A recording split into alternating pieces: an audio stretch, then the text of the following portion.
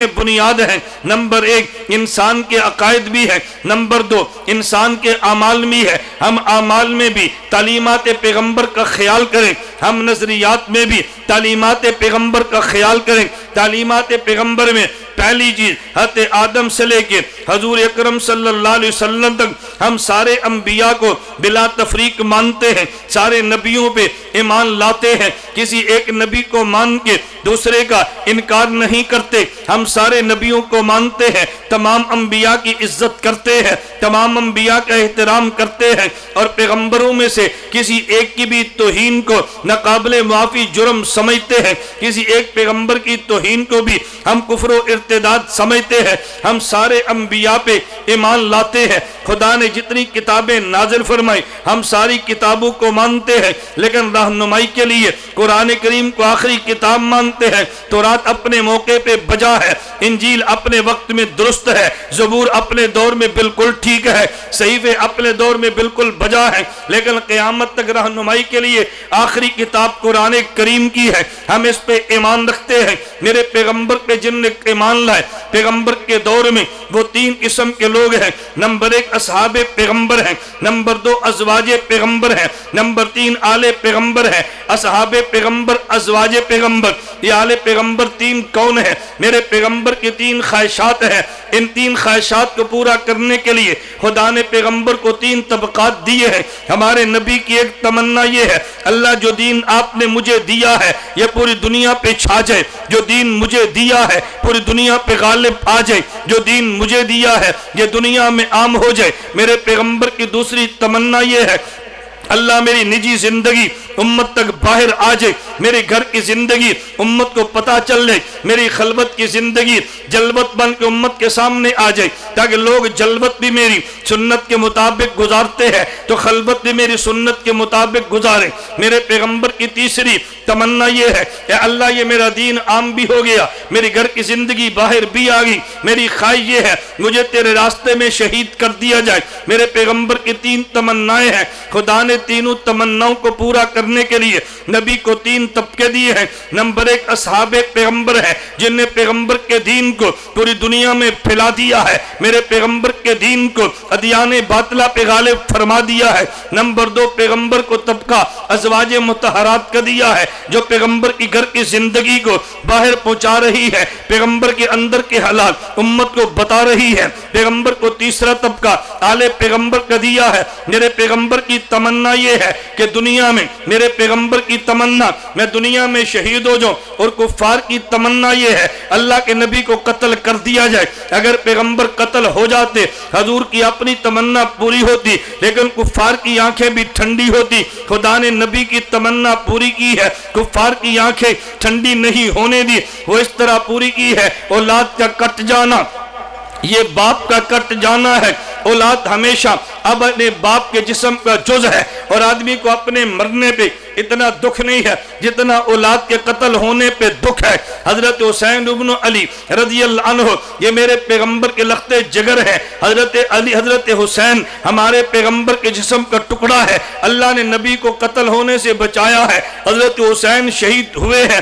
حسین کا کٹ جانا میرے نبی کا کٹ جانا ہے۔ حضرت حسین کا شہید ہونا یہ پیغمبر کے قتل کے مترادف ہے۔ ہمارے پیغمبر صلی اللہ علیہ وسلم کی تمنا، اللہ میں تیرے راستے میں شہید ہو جو۔ خدا نے نبی کو بچا کے حسین ابن علی نے قربانی دے کے میرے پیغمبر کی تمنا کو پورا کیا ہے۔ میرے پیغمبر کی تین تمنائیں ہیں، دنیا میں دین عام ہو جائے، یہ تمنا اصحاب پیغمبر نے پوری کی ہے۔ میری خلوت کی زندگی باہر پہنچے، ازواج پیغمبر نے تمنا پوری کی ہے، تیرے راستے میں شہید ہو جاؤ، پیغمبر کی تمنا آل پیغمبر کی صورت میں پوری ہوئی ہے۔ ہم تینوں کو مانتے ہیں، اہل بیت بھی ایمان ہے، ازواج بھی ایمان ہے، پیغمبر کے آپ بھی ایمان ہے۔ ہم کسی ایک کا بھی انکار نہیں کرتے، جو ایک کا بھی انکار کرے وہ امت کو توڑتا ہے، اور جو سب کو مان لیتا یہ امت کو جوڑتا ہے۔ اصحاب پیغمبر کے بعد امت میں اولیاء ہے، ہم اولیاء کرام کو بھی مانتے ہیں، اولیاء کرام کی کرامات کو بھی مانتے ہیں، اولیاء کے کشف و کرامات کو بھی مانتے ہیں، اولیاء کو بھی مانتے ہیں، اولیاء کی کرامت بھی مانتے ہیں، لیکن ہمارے پیغمبر کی تعلیمات یہ ہے، ہم ولی کی کرامت کو مانتے مانگتے ہیں لیکن ولی کے خدا سے مانگتے ہیں، ولی کی کرامت کو مان کے ولی سے نہیں ولی کے خدا سے مانگتے ہیں۔ یہ ہمارے پیغمبر کی تعلیمات کا حصہ ہے۔ میں بتانے یہ لگا نظریاتی طور پہ انبیاء بھی سارے مانتے ہیں، آسمانی کتابوں کو بھی مانتے ہیں، پیغمبر کے اصحاب و ازواج، ہم پیغمبر کے آل بیت کو بھی مانتے ہیں، پیغمبر کے بعد اولیاء کو بھی مانتے ہیں۔ امت کی رہنمائی کے لیے پیغمبر نے امت کو علماء دیے ہیں، ہم علماء کو نبی کا وارث سمجھ کے ان علماء کا احترام کرتے ہیں، لیکن علماء کے احترام کا ہرگز معنی یہ نہیں ہے کہ ہم تنظیمی امور میں، ہم اپنے انتظامی امور میں حکومت کی بات بھی مانتے ہیں۔ یہ بات اچھی طرح ذہن میں بٹھا لیں، ایک معاملہ شرعی امور کا ہے، ایک معاملہ انتظامی امور کا ہے۔ شرعی امور کیسے چلانے ہیں یہ علماء بتائیں گے، انتظامی امور کیسے چلانے ہیں حکمران بتائیں گے، ان میں لڑائی جھگڑے کی بات نہیں ہے۔ گزشتہ دور حکومت میں ہمارے 32 علماء دیوبند کا وفد، ان کے نمائندہ وفد کی ملاقات ہمارے پنجاب کے وزیر اعلیٰ میاں شہباز شریف صاحب سے دی۔ اللہ کی شان یہ ہے، اس گفتگو میں جامعہ اشرفیہ کے محتمم مولانا فضل الرحیم دامت برکاتہم بھی تھے۔ حضرت نے علماء سے فرمایا کہ آج کے اجلاس میں ہم ترجمانی کے لیے اور گفتگو کا حق میرے بارے میں ہم اس کو دیتے ہیں۔ اجلاس شروع ہوا، میاں صاحب تشریف فرماتے، ہمارا 25 منٹ سے زیادہ اجلاس نہیں چلا۔ میں نے وہاں وزیر اعلیٰ ہاؤس میں میاں صاحب سے عرض کیا، میں نے کہا مسلک دیوبند کی یہ تربیت کا نتیجہ ہے، ہمیں یہ دو باتیں سمجھائی ہیں کہ شرعی امور میں رہنمائی تمہارے ذمے ہے، انتظامی امور میں رہنمائی یہ انتظامیہ کی ذمہ ہے۔ بھئی کنویں کیسے کھودنے ہیں، پانی کیسے چلانا ہے، سڑک کیسے بنانی ہے، ٹریفک کا نظام کیسے چلانا ہے، یہ علماء کا کام نہیں ہے، یہ کام ان کا ہے۔ انتظامی امور ان کے ذمے ہے، شرعی امور علماء کے ذمے ہے۔ اب لڑائی جھگڑنے کی بات نہیں ہے، انتظامی امور میں مداخلت ہم نہیں کرتے، شرعی امور میں مداخلت تم نہ کرو، انتظامی امور میں ہم پوچھے، شرعی امور میں تم پوچھو، تو لڑائی اور جھگڑا نہیں ہوگا۔ یہ ہمارے پیغمبر کی تعلیمات میں سے جو باتیں ہمارے سامنے ہیں، میں نے وہ عرض کی ہے، ہمارے پیغمبر نے اگر علماء کا وقار بتایا ہے تو بڑوں کا ادب سکھایا ہے اور بچوں پہ شفقت سکھائی ہے اور بچوں میں بالکل عام رکھا ہے۔ یہ نہیں ہے کہ بچہ مسلمان کا ہو آپ نے محبت کرنی ہے، بچہ کافر کے گھر پیدا ہو آپ نے نفرت کی نگاہ سے دیکھنا ہے۔ ایک معاملہ بچپن کا ہے، ایک معاملہ جوانی کا ہے، ایک معاملہ کفر کا ہے، ایک معاملہ آدمی کی ذات کا ہے۔ میں یہ بات اس لیے کہتا ہوں کہ بچہ وہ بچہ ہے،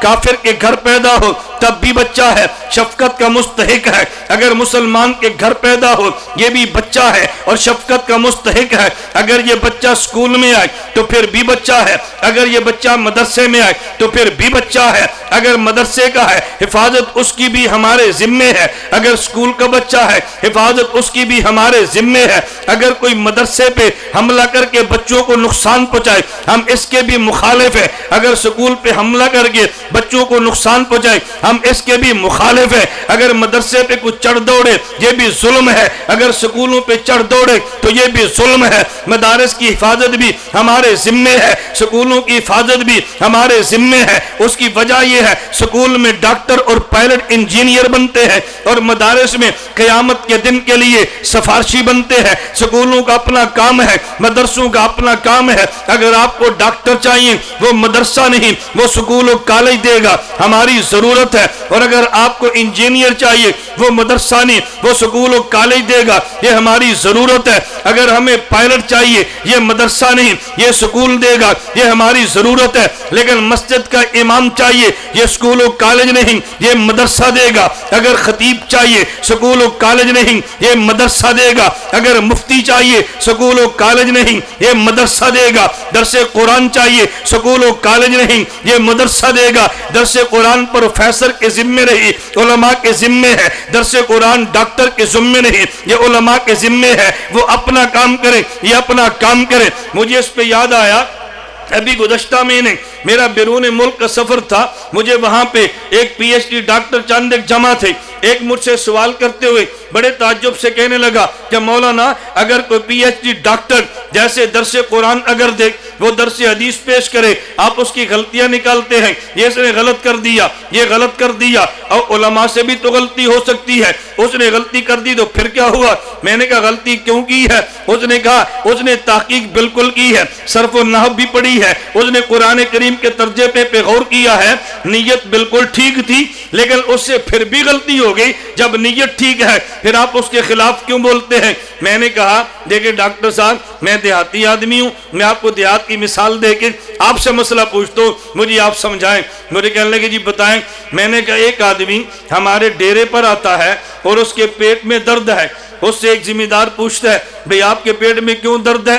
آپ کو بڑے ہو کر پیٹ پہ ہار رکھ کے چلتے ہیں؟ وہ کہنے لگا کہ میرے پیٹ میں ڈاکٹر کہتے ہیں جی کیڑے ہیں، اس وجہ سے درد ہے۔ وہ جٹ کہنے لگا یہ تو مسئلہ ہی کوئی نہیں، میں ابھی کل شہر گیا، میں وہاں سے دوائی لے کر آیا ہوں، جو کپاس پہ ماری تو کیڑے مر گئے ہیں، میں نے باغ پہ پھینکے تو کیڑے مر گئے ہیں، ایک ڈھکن تو بھی پی لے تیرے پیٹ کے کیڑے مر جائیں گے۔ تو اس نے ایک ڈھکن کو شربت پی لیا، وہ سپرے پی لیا، دوائی پی لی۔ میں نے کہا وہ کیڑے تو نہیں مرے، خود مر گیا۔ مجھے بتائیں اس جٹ کے خلاف کوئی قانونی کارروائی بھی ہوگی؟ مجھے کہا جی ہوگی، اس کے خلاف تو پرچہ 302 کا کٹنا چاہیے، اس ان پڑھ نے بندہ مار دیا۔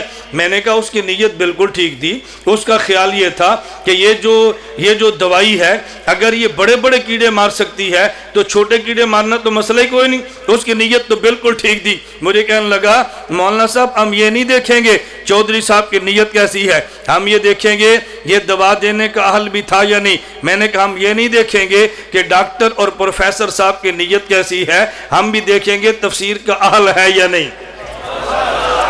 ہم نیت کو چیلنج نہیں کرتے، ہم اہلیت کو چیلنج کرتے ہیں۔